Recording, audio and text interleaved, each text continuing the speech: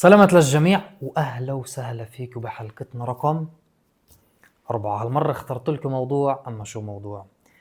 نسبة كتير كبيرة منكم فوق 90% بحبوه وأنا بحبه. شو هو؟ النوم. وما أدراكم ما هي أهمية النوم. النوم هو ثلث الصحة، تتذكروها وفهموها. النوم هو ثلث الصحة. بس أحكي لكم كم من شغلة قبل ما أبلش الحلقة. مش معناه اذا انتوا بتناموا عدد ساعات كتير هاد بقول انه وضعكم تمام وبالسليم والوضع بيرفكت. اذا انتوا بتناموا 10 11 12 ساعة بس جودة النوم ما بتكون منيحة، هاد بضر تاني يوم. هسه بحكي لكم.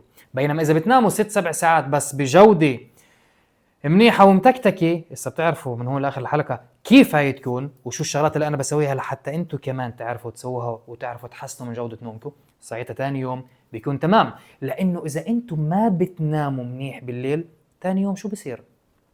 التركيز تبعكم بقل، المناعة عندكم، وهي مثبتة علميا، ان المناعة عندكم بتنزل بنسبة بين 10 ل 20%. طاقات حيوية ونشاط بالحضيض بصيروا تاني يوم. فهي اول شغله. ثاني شغله، لما انتم بتناموا منيح التركيز عندكم، هي مثبته علميا برضه، التركيز عندكم بيعلى بنسبه 40%. المناعه بتتحسن، طاقات حيويه ونشاط بيكون في عندكم. فيش حاجه هسه اتفصل واحكي لكم هاي الشغلات ما كلكم بتعرفوا. بتناموا منيح تصحوا بطاقات، بتناموش منيح تصحوا منكدين على الدنيا واللي فيها. فانتبهوا لنومكم. هاي ثاني شغله. ثالث شغله بعرفش، بس الشغله الاخيره اللي بدي احكي لكم اياها، انه نهارك وانت ببلش فكروا فيها. هسه كل واحد بيقول انا والله ببلش على 6 الصبح، انا على 5 الصبح، انا على 10، انا في هدول ال 11 و12 و1 و2 هدول بس ممنوع يحضروا حلقاتي. النهار تبعك وانت ببلش. النهار تبعك ببلش لما انتوا بتحطوا راسكم على المخده بالليل. لانه تذكروا كيف انتوا بتناموا تصحوا ثاني يوم زي ما قلت لكم هسه. فهي كانت الافتتاحيه للحلقه. الصراحه اقول لكم شو الشغلات اللي انا بدي تسووها قبل النوم وشو الشغلات اللي ما بدي تسووها قبل النوم، وكيف يكون تختكم وشو يكون على تختكم وكيف تكون غرفتكم، لانه هاي الشغلات انا نفسي بسويها. انتظرونا بعد الفاصل، وما تنسوا تعملوا سبسكرايب بالقناه، تشتركوا بالقناه، تحطوا لايك وتشيروا هالحلقه وتضلكوش كلين خواص. كثير ناس شيرت الحلقات قبل، شيروا كمان هاي الحلقه لحتى نفيد اكبر عدد من الناس. انتظروني بعد الفاصل.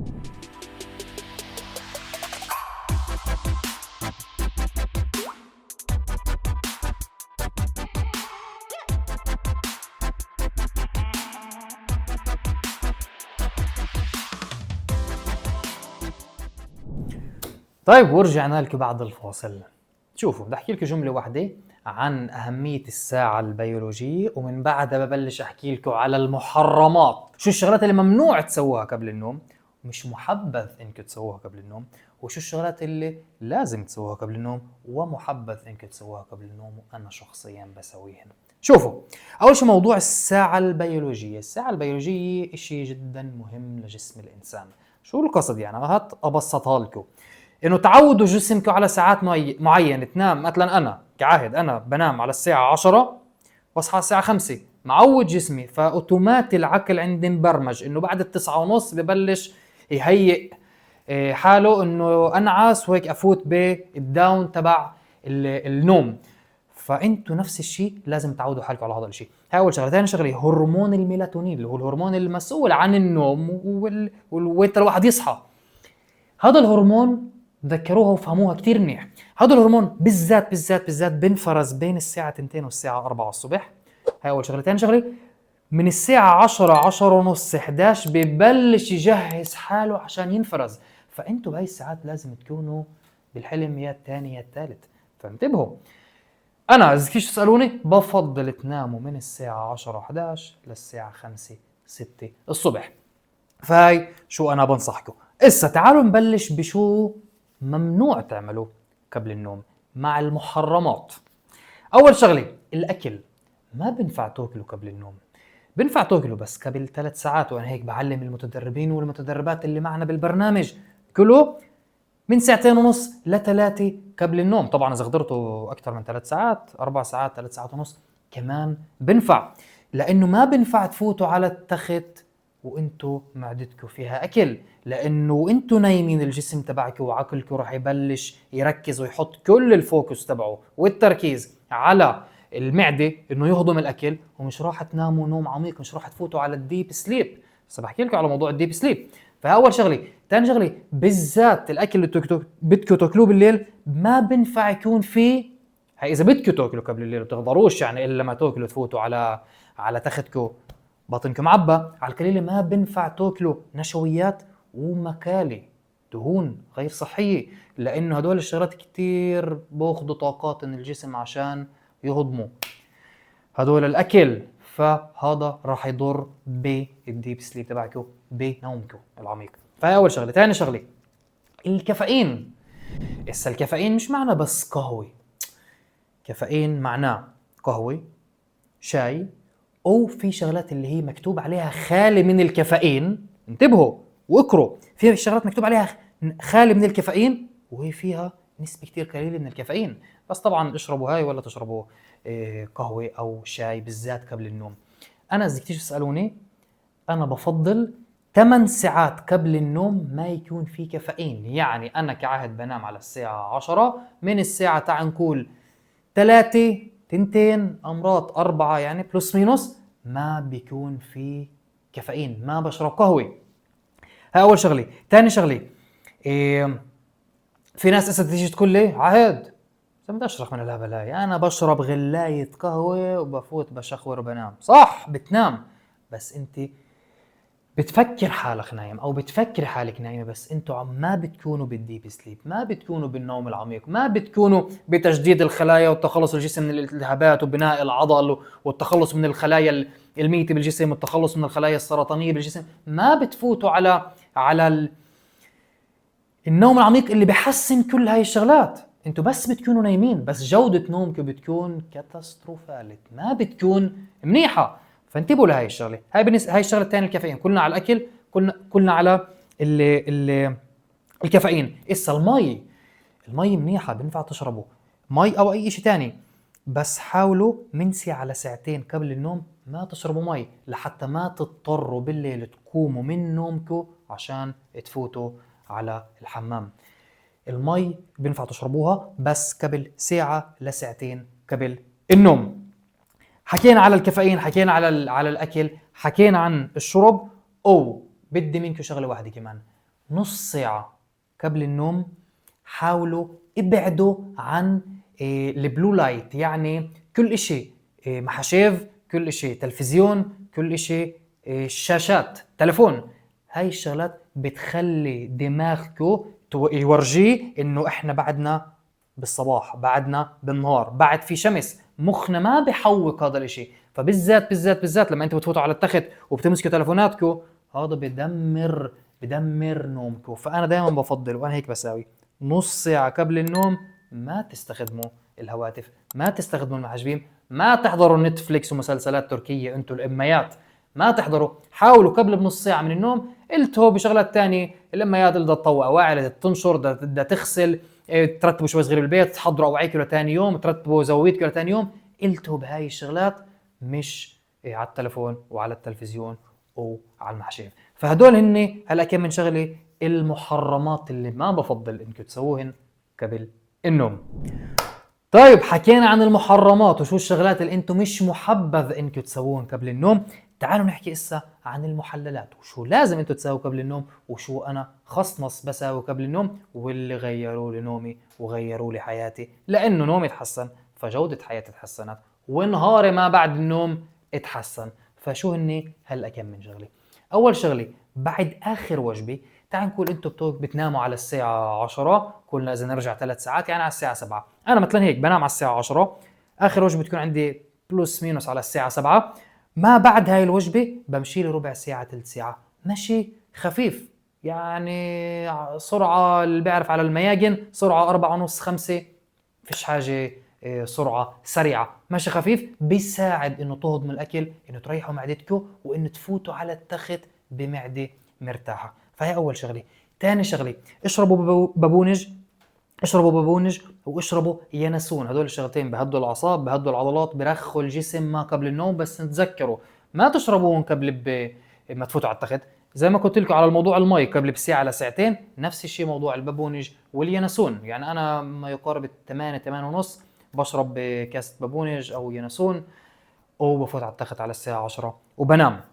فهي تاني شغلة. ثالث شغلة، خدوا المعدن اللي هو اسمه مغنيسيوم جلايسينات، وانتبهوا انه يكون جلايسينات، سبق وذكرته بهديك الحلقة الأخيرة، هذاك الأحد اللي نزلتها، مش هذاك الأحد، لا الحلقة اللي قبلها، قبل حدين، عن موضوع المكملات الغذائية اللي أنا بنصح فيهن. شرحت هناك عن المغنيسيوم جلايسينات وليش جلايسينات وكل الإشارات. راح أحط لكم أنا الرابط تحت بصندوق الوصف لحتى تحضروا انتم الحلقه هذيك.